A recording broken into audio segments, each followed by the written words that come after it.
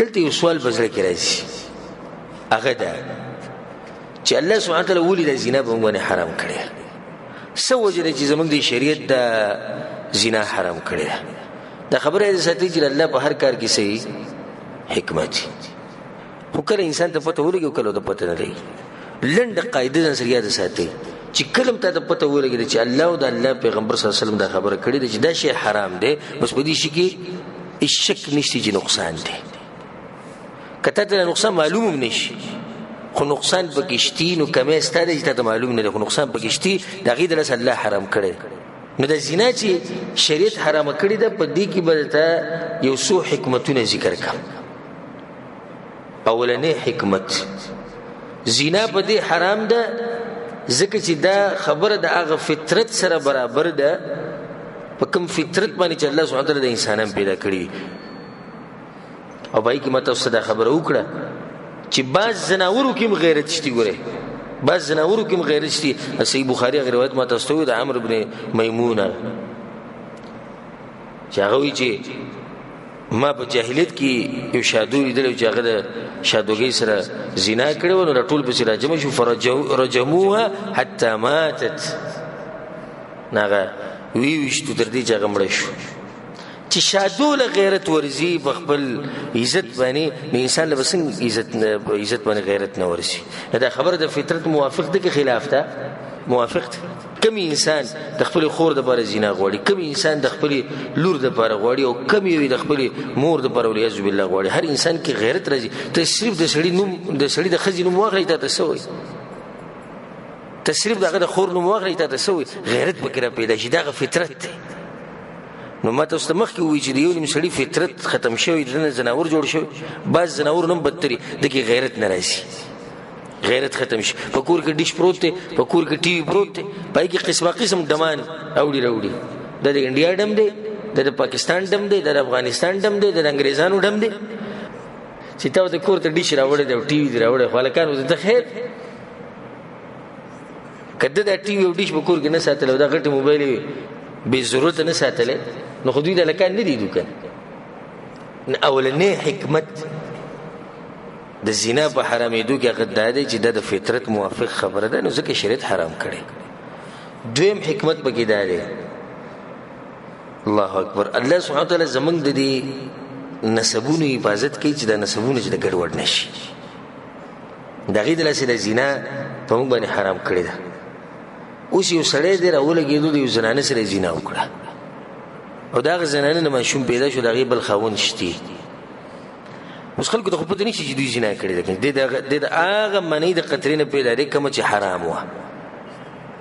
نه دی پیدا شو. اوس د دې الک نسبت به د خلک چاته کوي؟ ها د دې خځه خاوند ته به کوي. نسب ګډوډ شو کنه. سباله به په میراث کې حصہ اخلي کنه بخلي د میراث کې حصہ اخلي. ها اوس خدا خو دې حق ملو چې حق نه رسي کې دې شي د سباله دیو دې زنانه سره وادو کې جګه په حرامي. سباله دیو دې زنانه سره وادو کې جګه په حرامي ځکه چې ته پته نشي د خپلوانو، د خپل پلار پته نشي کېږي. دغه نسبت خپل دغه سړی ته کوي چې د زما پلار دی. نو ګوره شریعت زموږ د نسبونو څومره حفاظت کړی دی، زموږ د نسبونو ګډوډ نشي. دریم شریعت زموږ د کورونو او زموږ د کوړمي حفاظت غواړي، او شریعت دا نه غواړي زموږ کورونه خراب شي. مثال به تاسو درکړم، خزي خاون واده وکړو، خپل ژوند روان دي، او دې په مخه په دې موبایل کې دا فیسبوک یو د شینې مینه ګوري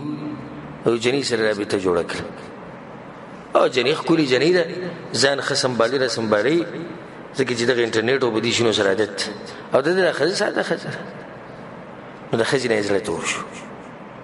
ابتداء شو د کور د تبعی، د کور د تبعی ابتداء شو ځکه شریعت حرام کړي. نبی دې دغه نه بعد دغه جنې سره ملاو شو جنې سره زنا وکړه. نو دې سبا کې به شي ویلي چې دا سره وجل شي، ونی وې شو وجل شو، هغه کورس شو پودران شو کنه، خکونه نیوي شو، نو بیا اکثر داسې وشي چې دا زنانه خپل سامان ومن سره واخلي او چېرته لاړه شي پلار کور ته لاړه شي ماشومان هم دغه شان پاتې شو خاوند دغه شان پاتې شو کور لړ تباہ و برباد شو یو خاندان ختم شو نو شریعت زموږ د خاندانونو حفاظت کول غواړي او شریعت دا وایي چې خپل کورونه مورانه وي دا پکې دریم حکمت شو څلورم حکمت شریعت زموږ حفاظت کول غواړي چې موږ ته مرضونه ونه لګي شریعت دا غواړي چې موږ ته مرضونه ونه لګي کم مرضونه چې د دې فحش کارونو د لاسه لګي لکه اکثر انګریزان په دې مرض کې مبتلا دي په دې څخه مرضونو کې پای کې یو مشهور مرض د ایډز بیماری نورې مشتي لکه سیلان او نور خدا ایډز خطرناکه بیماری ده دا بس خلک د انګریزانو ډېر متاثر دي د هغوی د معاشرین او د هغوی د ناستې پاستې یاره اوس اوچت خلک دي دا اوچت خلک ګوره غالبا ایډز کې پراته دي په دغه مرض کې نښتي دي دا ایډز بیماری او دا خطرناکې بیماریانې شریعت زموږ حفاظت کوي چې دا بیماریانې موږ ته ونه لګي څومره ښکلی دین دی څومره ښکلې معاشره هسې په دې مسلمانانو کې ډېر کمتر د انسان په غوږ چته ولګي هغه پلاني باندې ایډز بیماري ده داسې ده که نه ده لکه زموږ د معاشره والا زه پښتنو ده کمتر نادرا چې د دې راشي هغې کې هم داسې چې دا سړی د انګریزانو په ملک کې پاتې شوی هغه هم ګوره داسې چې دا سړی د انګریزانو په ملک کې پاتې شوی نور زموږ معاشره الحمدلله د دې قسم بیماریانو نه پاکه ده دا هغه بیماریانې دي چې انسان یې چاته ویلی هم نشي چې ګوره په ما دا مرض دی ښه دا ایډز بیماري چې ده زه د عجیبه خبره ده وکړمه په 2006 کې دا حساب شوی په 2006 کال کې د ایډز د بیماری په 45 ملیونو کسانو باندې لګېدلې ده په څو کسانو 45 ملیونه تر 2006 حساب ده 2006 کال کې د حساب شوی چې 45 ملیونو خلکو باندې د مرض لګېدلی او د دې د لاسه مړه شوي سعودي 20 ملیونه خلک مړه دي 20 ملیونه خلک د دې نه مړه دي ما ته د خو د دې احساس نه کېږي موږ چې دا عادت واورو چې تعجب کې پرېږدو شکر وباسو ځکه چې موږ د مسلمانانو په ملک او د مسلمانانو په معاشره کې الحمدلله نه ځکه چې موږ نه خبرېږو خو دا هغه حساب ما تاسو ته وایي چې کوم انګریزانو بیان کړی رسول صلی الله علیه وسلم حدیث کې وایي امام ابن ماجه دا حدیث راوړی لم تظهر الفاحشه في قوم قط حتى يعلنوا بها هر کله چې یو قوم کې یو فحش کار راښکاره شوی دی او هغه ښکاره شروع کړی دی فشى فيهم الطاعون والاوجاع التي لم تكن مضت في اسلافهم الذين مضوا الله سبحانه وتعالى بدو کې داسې بیماریان راښکاره کړي چې هغه په دې مخکینو خلکو کې نه وي پنځم حکمت شریعت د زنانه د حفاظت دپاره دا خبره کړې ده چې زنا حرامه ده والله العظیم د مسلمانانو په معاشره کې چې د ښځې څومره عزت دی دومره بله معاشره کې نشته ته د انګریزانو ملکونو ته ورشه نه زنانه مثال د یو مال په شان دی د سامان په شان دی کله چې دکان ته ورشي نو دکان کې ډېر شی سامان پروت دی که نه سودا کې نه ستا مرضي دی چې کوم شی راغلی خو ریټ به لږ کته به رهي ریټ به صحیح کته به رهي دا موبایل دی دا په 500 ریاله دی دا بل په 1000 ریاله دی ځکه دا 1000 والا دی ښه هلته د زنانو دغه حال دی سامان دی خرڅي ځان له پکې خوښوه او چې کله چې شهوت پوره شو او دا ختمه شوه نو بیا یې لارې ته گزار کړه دا ښځه چې په کور کې دننه یو پردی اچولي څومره په عزت کې څومره په عزت کې دا ښځه او دا کومه چې داسې ګرځي او تاسو به داسې لیدلي مې اکثر داسې کېږي په بازار کې 2 قسمه زنانه ګرځي یو هغه باحیا درنه زنانه چې هغې بورقه اچولي صحیح شرعي او یو هغه بېحیا او سپکه زنانه چې هغې مخ ښکاري بدن یې ټول ښکاري نو دا هلکان بعض هلکان چې کوم مرضیان دي دوی به د بازارونو کې ګرځي به د جنکو وبسي نو دوی په دغه جنۍ پسې نه ورځي کومې چې صحیح پرده کړي ورځي دی خواله مړه پرېږده ورځه دوی خو نه خپې ښکاري او نه یې لاس ښکاري ګوره دا شریعت دا غواړي شریعت دا غواړي چې زمونږ خور د کور نه وځي زمونږ مور د کور نه وځي زمونږ لور د کور نه وځي او هغه په حفاظت کې واپس راشي شریعت دا غواړي ښه دا بلې چې کوم مخ ښکاره کړی دا به پاکه زنانه یعنی زنا به نه کوي خو د دې مخ ښکاره کولو له لاسه په هغې پسې دنیا ورپسې څوک به ورته کنځلې کوي څوک به یې تنګوي څوک به ورته سوي څوک به سوي ولې ځکه دې د شریعت په خبره باندې عمل نه دی کړی او د درنې ښځې د لاسه دا پته لګي چې دا د کم کورنۍ ښځه ده د درنې کورنۍ ښځه ده اوس دا یو ښځه په لار روانه ده او شری پردې کړې ده لاسونه پټ دي خپې پټ دي ښکلي صحیح برقه کم چې په سر باندې راځي هغه یې چولي نو په زړه کې انسان وایي چې خاوند سم خاوند دی ها ورونه اوچت انسانان دي چېرته بچي چې د ډېر درانه خلک دي ځکه دې زنانه نه پته لګي خو زنانه روانه ده سپکه سپوره لغړه توغړه هغه د درې ولاړې وخاندي بیا خاوند یې کسې بې غیرته دی ښه ځکه دې داسې پرېښودي بچی به دې سي وي مور پلار به دې سي ځکه وي دا دې سي ګرځي نه دا پنځم حکمت شو شپږم شریعت دا غواړي چې زموږ په معاشره کې جرایم او فساد ډیر نشي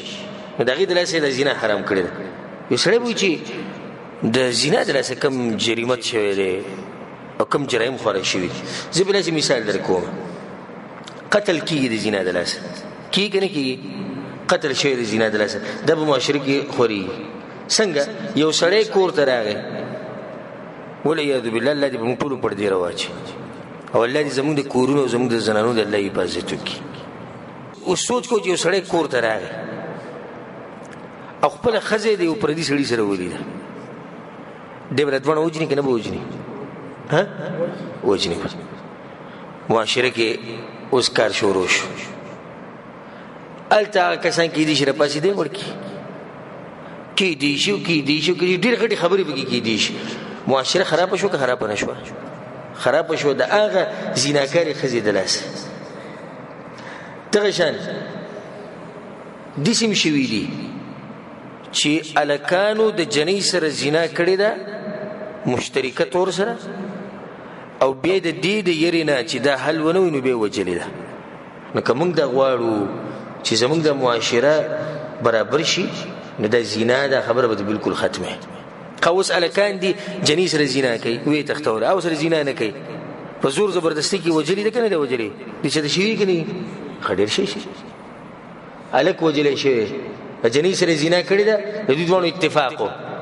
د جنۍ کور والا خبر شوي چې دا خو دوی زنا کړې ده چې جنۍ ته خبر کړې څنګه هغې الټه خبره په هلک راړولی چې دا خو ټوله زور زبردستي د ما سره کړې ده هغه کور والا زورور دي لګېدلي دي څوک یې وجلی دی هلک یې وجلی دا ټول قتلونه او د معاشرې د فساد او خرابېده د دې زنا د لاسه شو نو شریعت دا غواړي چې زموږ معاشره پاکوي دا ما تاسو ته یو څو حکمتونه ذکر کړو په تادۍ کې الله سبحانه وتعالی دې زموږ معاشره د دې مرض او د دې بیمارۍ نه او د دې غټې ګناه نه دې الله لرې ساتي الله سبحانه وتعالی دې منګه زمونږ بچي زمونږ ښځې زمونږ مشران زمونږ کشران زمونږ ټول مسلمانان دې الله دې ګناه نه په امان کې ساتي او کوم خلک چې په دې ګناه کې واقع دي الله سبحانه وتعالی دې هغوی له هدایت ورکړي او الله سبحانه وتعالی دې هغوی د دې ګناه نه زر ته زر قلار کړي چې هغوی د دې غټې ګناه نه قلار شي